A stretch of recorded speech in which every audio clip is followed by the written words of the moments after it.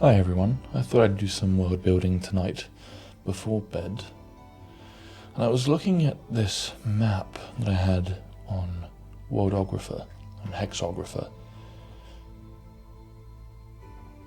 And usually the way I build areas is I will build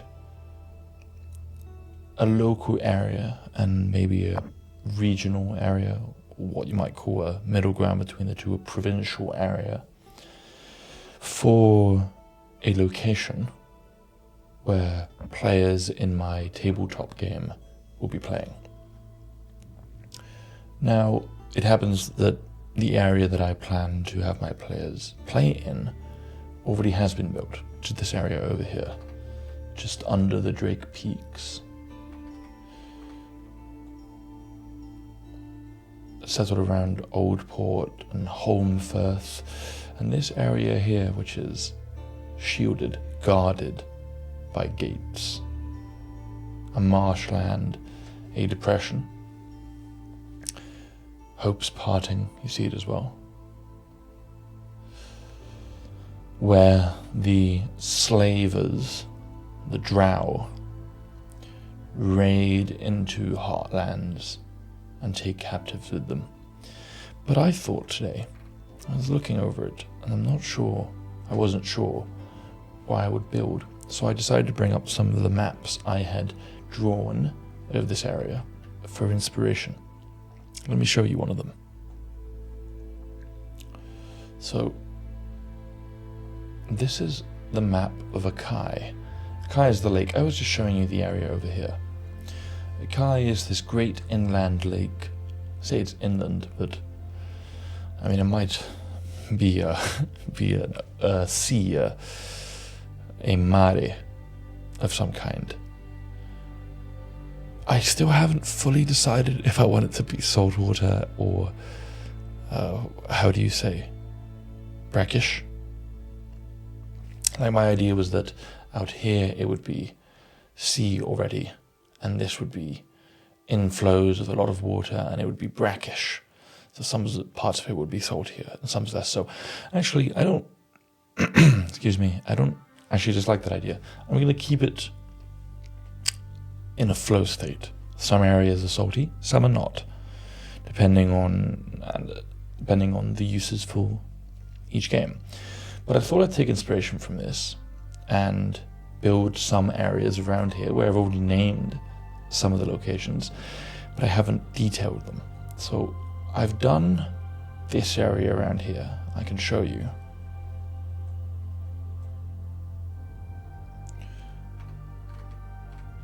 I think this is the area I did, didn't I? Or is that even further inland? Yeah, I haven't actually named Sanctuary, which I did name here. But these are the island, what do you call them? Not a peninsula. I can't think of the geographical term. You have a collection of islands. Archipelago, that's it. The archipelago of Taki Madalar. This area over here. Which I could name. Actually, maybe that's a chance for me to familiarize myself with some of these tools. I think the way I was doing this, is it labels? Yeah. So, Taki, Madalar.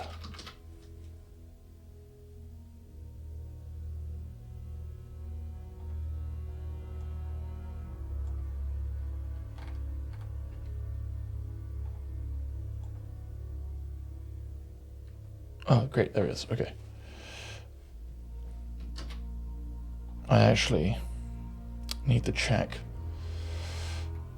what the font I use for other areas is.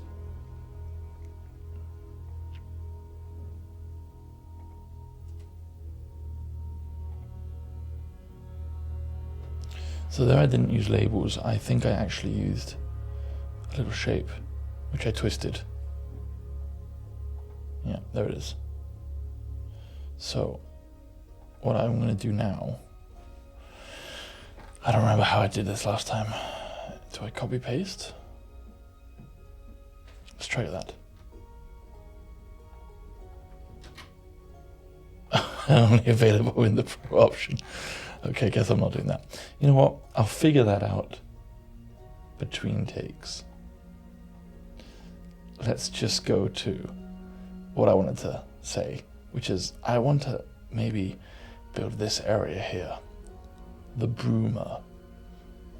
My idea for the Bruma was it is a vast sea of mist over the sea, full of ships that get lost in memory, never reach their destination, and one day, maybe decades, maybe centuries later, re-emerge with tales of the places they've been, or maybe with a lack of tales. Where have you been for so long? They don't know. Maybe it's a blank. Maybe they have no memory of it. Maybe it was as if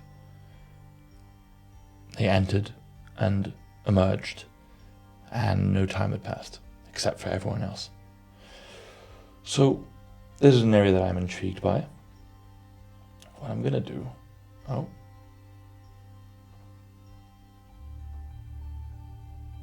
I'm going to do is I'm going to open up an application I've got here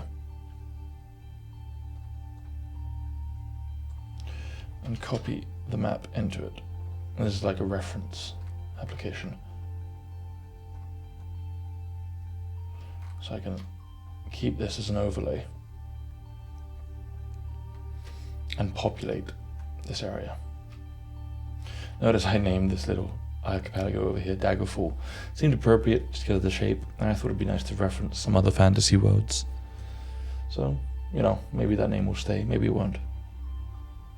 But the Bulla outpost, I had thought that would be maybe an ancient, maybe a still manned outpost of the elves, because my thought was this area over here, which is completely grey on my map, would be an elven forest. Excuse my yawning. It's late here. So, I think what we should do is take reference from what I did here. Not take it as truth, but, the map is not the terrain, the map is not the map in this case. But let's take this as reference, my past work, and build up some new area. So I suppose the first question is, I love using jungle to represent islands because it seems to fit with that fantasy that I can one day use with my players of a pirate-themed game. Maybe this area isn't piratey. I think it is, and I think I can leave it up to my creativity when the time comes to make it specific, different kind of piratey. Like in my mind, I'm thinking dark, foggy islands. So as we see here, I did a large island. Let's do the small ones first. So over this lip, I have a small island here. I'll do the shape like that. And then a slightly longer one that goes like that. Now, I think that's larger, a lot larger in the scale. But to reference the size of a hex, I don't know if this is true anymore. No, it is. The way a hex, I think, is supposed to be in the old way of gaming when people used to use hexes as overworld maps. I mean, that's what I'm doing here, but they used to play on them. Was that a hex was a day's travel for a player character. So, do I want this island to be a day's travel on foot?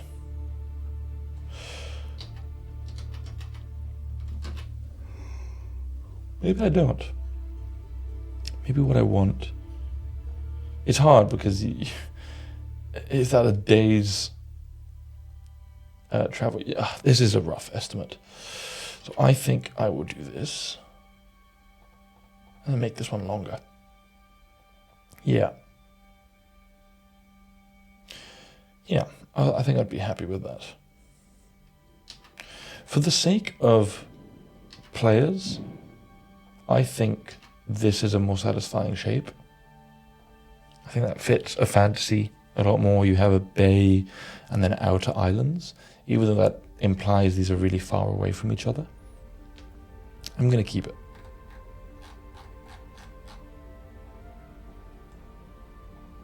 Do I have any of my favorites marked here? No. Let's just use the classic type set.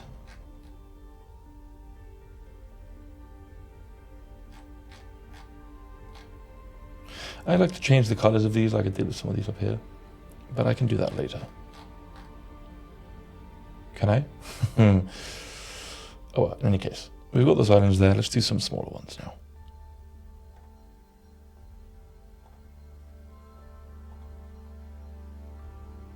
Let's do this one over here.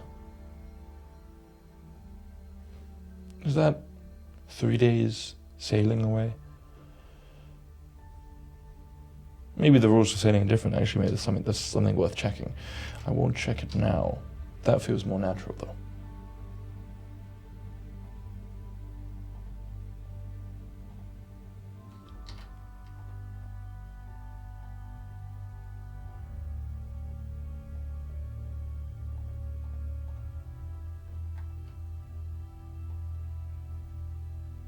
And you can imagine the smaller islands along here.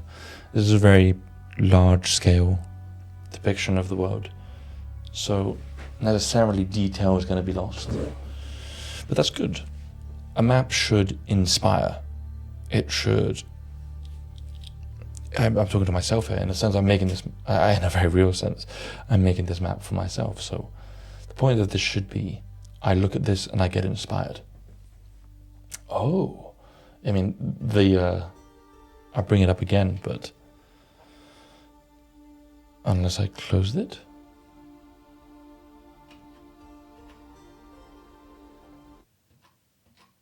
Oh well, never mind. In a very real way, I'll use this as an example. Very real way. This is made to inspire me.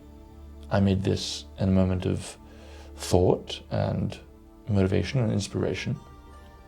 And so now I look back and I go, I remember the teeth of Bargrivjek. Pretty sure that's not my name. That's a goblin deity of some kind. So my thinking was, this is Goblin Land.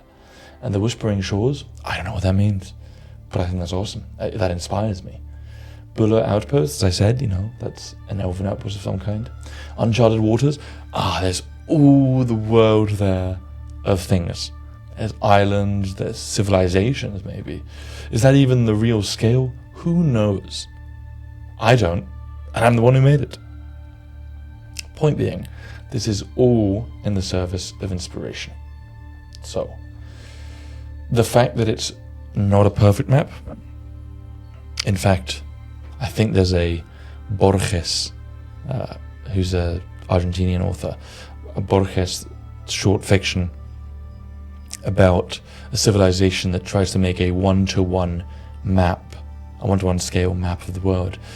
And of course, the map is overlaid to the real world. That's very funny to me. So, my point being, it lacking in detail is a feature. It allows the space for inspiration, for creativity. Creativity needs a frame, it needs a channel, and this can channel that. These parameters, okay, there's a sea, okay, there's islands, and they're this shape, and they have this name, and they're surrounded by the Brummer. What does that mean? But it doesn't have the detail that might hamper it. It isn't all done for you. So when I look here and say, okay, there's 3 days sailing, possibly, between these two islands, there's an entire adventure that could happen there. Maybe there's a sunken wreck, maybe there's other islands, maybe there's islands that move, maybe there's an armada that's waiting here to sail onwards, maybe there's sea monsters, maybe there's a ghost captain, maybe there's a bridge that's being built between these two islands, a massive feat of engineering and civilizational power. Who knows? I mean, I guess I'll find out if I ever run a campaign there. But also, if you're watching this, maybe you find out. Maybe this is the frame you need. Okay, So that's Bulla Outpost. Let's start giving it some features. What might Dormant Outpost look like? Is it a tower? Is it a fortress?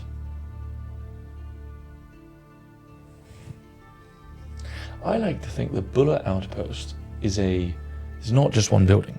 It's several. Maybe it's these three. So it's a sort of arm stretching out from this mainland of the elves into the sea. It is their shipbuilding port. It is their armada base. It's everything. So let us give it several buildings and maybe name each one. Let's name one for here and one on these two. Or one for each of these two, I should say. So these symbols for me each mean something different. I like to use this one where it says military fort. I like to use it for fortifications, for gates, for military encampments specifically, so military formations. I mean, let's give it an anchor. If it should be here. Yeah, here it is. The way this app works is it keeps the selection style of the last one you chose. So I'm going to choose the previous anchor I did. And now it won't be inverted like the one I clicked on earlier.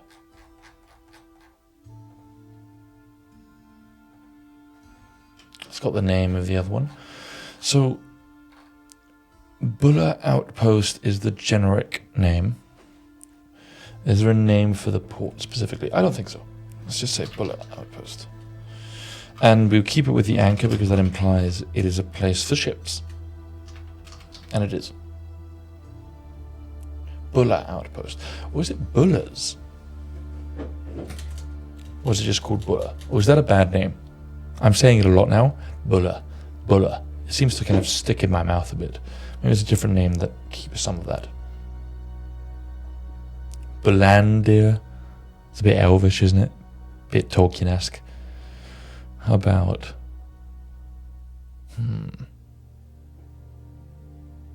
Bulla. Maybe a combination with Bulla Post. Bullust. Puller.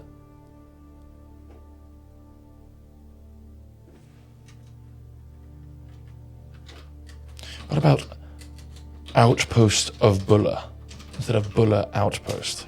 Because I don't like the finishing with a vowel before starting a sentence with a vowel. So Bulla's Outpost is nicer than Bulla Outpost, but it's still Bulla's Outpost.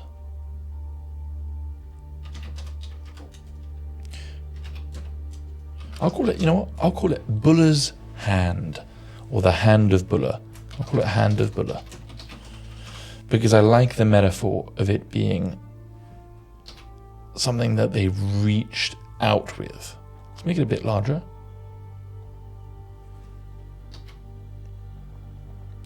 Because it is the entire location. Hand of Bulla. Yeah, I like that. Maybe Bulla was a Elvish general. Or maybe Bulla was... I don't know. Who was Bulla? Maybe a sorcerer. Maybe this wasn't of the Elvish civilization, but in fact something that oppressed it. Maybe this was the site of an invasion. Possibilities endless. Well, they're not endless, but they're. We can say they are.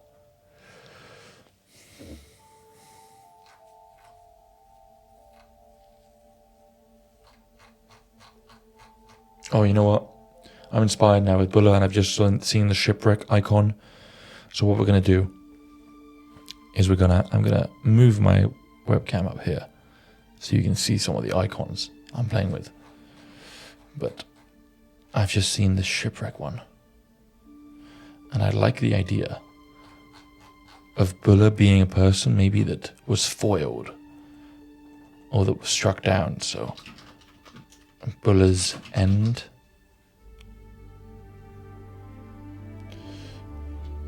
And it's Maybe it's next to this island.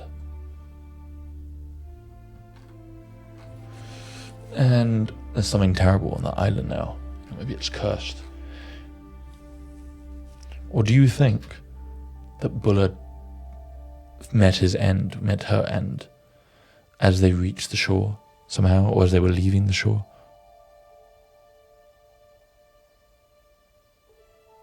You know what?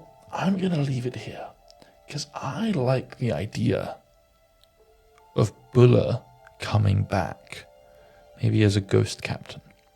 And so this island now becomes their... You know what? I like the idea of Bulla coming back as a ghost captain, and them using the hand of Bulla as their outpost.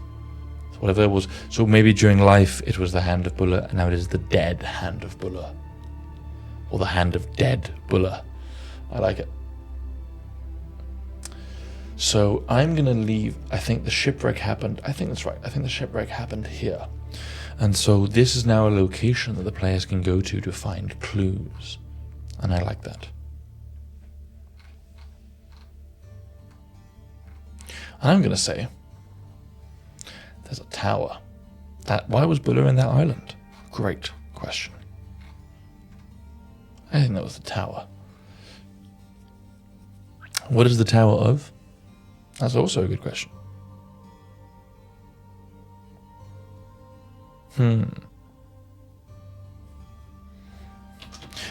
What comes to mind is the Tower of the Elephant, which is a Conan the Barbarian story.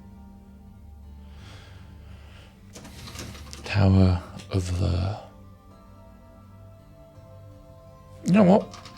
Why not Tower of the Elephant? Well, Tower of the Elephant in the story is in a city.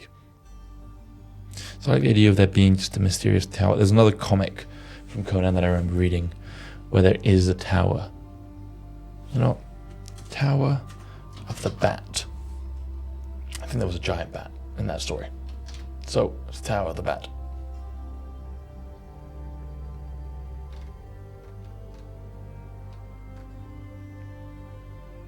Or is it something more sea-based?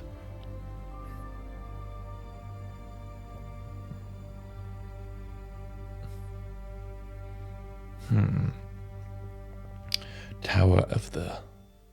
What is something that's threatening in the sea? Tower of the octopus? Tower of the shark? Tower of the shell? Let's keep it as Tower of the Bat. Excuse my yawning. Tower of the Bat. Do we need more detail for the hand of Bulla?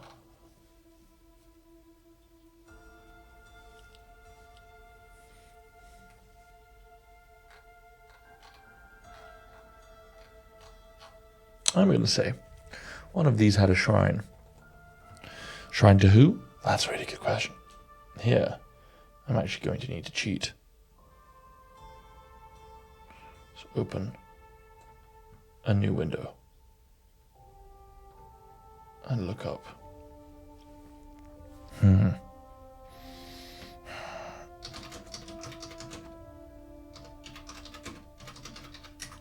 Let's look up D&D Elves Evil Deity. Let's see what we get.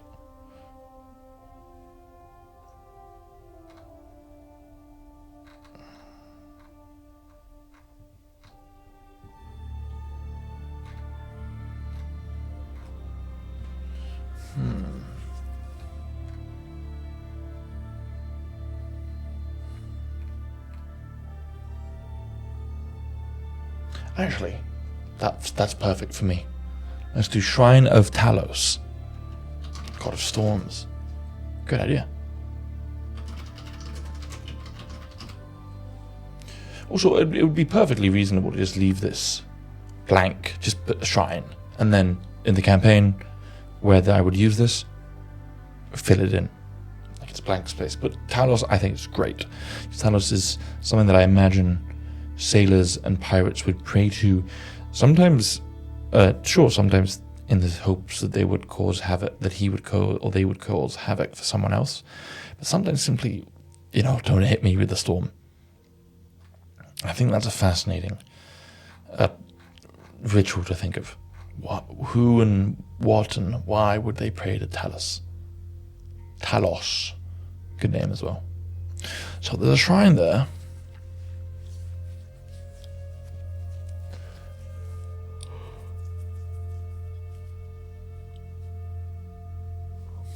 I'm going to say there's like some sort of dungeon here.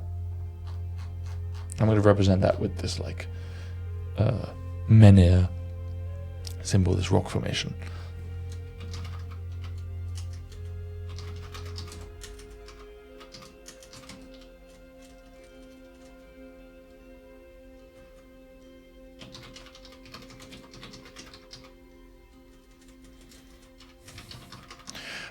The drowned catacombs sound pretty cool to me. Is that how you write catacombs? You know what? I'm gonna say it is. Can I make it sharp above? I think there is a way.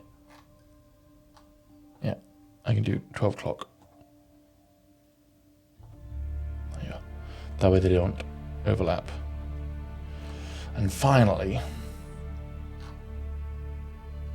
what I'm thinking, the reason I want to do 3 is because I'm thinking there could be a puzzle here, a multi-session puzzle, where there's something to collect at each of these locations. So the Shrine of Talos, there's something. In the Drowned Catacombs, which is a dungeon where there's maybe a lot of water elements. Maybe you have to go underwater for some sections, and some you don't. Maybe there's water monsters. There's another piece. And then finally,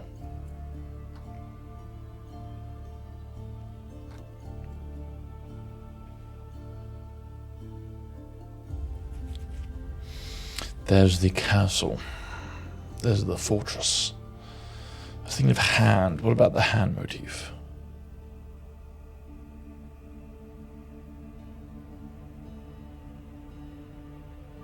I like the idea of a ring. The ring of Bulla. Maybe that's the item. You know, if they're putting together an item, maybe there are 3 rings or pieces of a ring. So the ring of Bulla is in the hand of Bulla. I like that idea.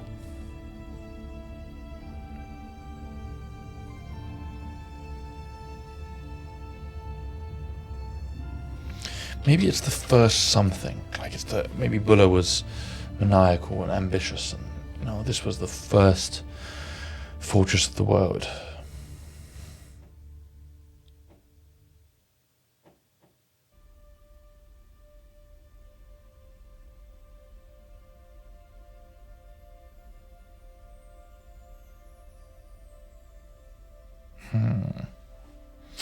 Breakwater comes to mind. Like that's something that actually is a thing, and it sounds pretty cool. I think of the breakwater, but I'm trying to decide whether that sounds better for a ship or a castle by the sea. The breakwater.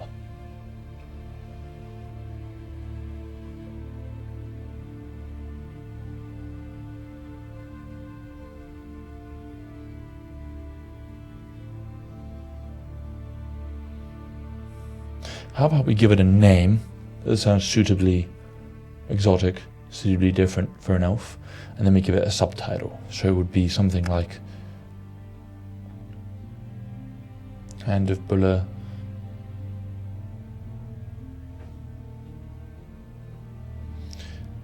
something with S comes to mind, like Sistella,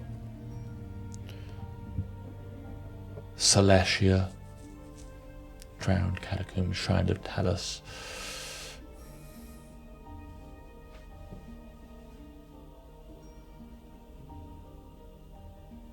Bulla.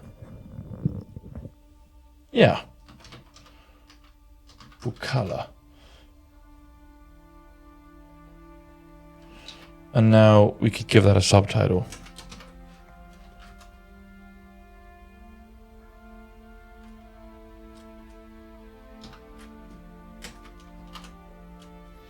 The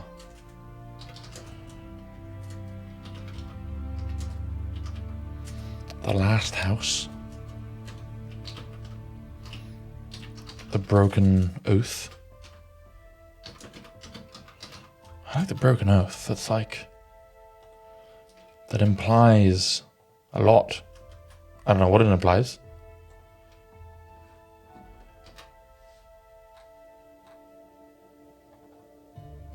What about the broken? The break.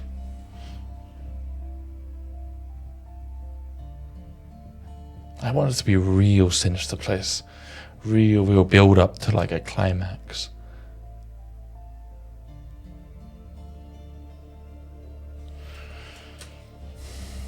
I'm going to put something like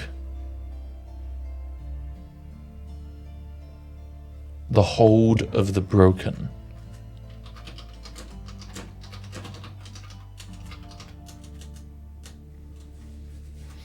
Or grasp. Bulla, grasp of the broken. But if you come up with a better name, viewer, and you put it in the comments, I will hear it out.